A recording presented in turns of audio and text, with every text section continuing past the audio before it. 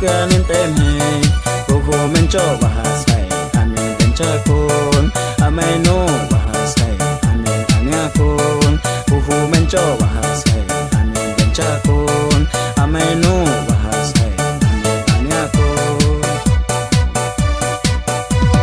Bangka imbau cis Akinam yome Bangka nentei hos Embes to home Bangka yuhum kas Tum ti home Itong toko me Anan ti same Buhu menco bahasai Amin bencakun Amai no bahasai Amin aniakun Buhu menco bahasai Amin bencakun Amai no bahasai Amin aniakun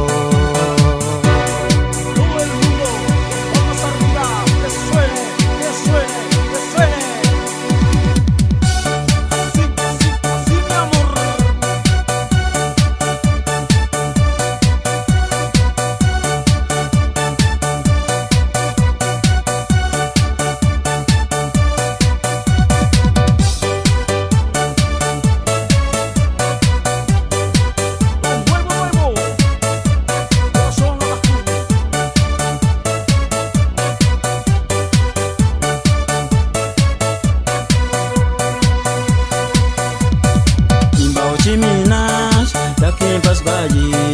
Amian tem kunduk, bahkan berahai Beta akai kuing, butuh berkahai Kasih skam amini, tukanin tem hai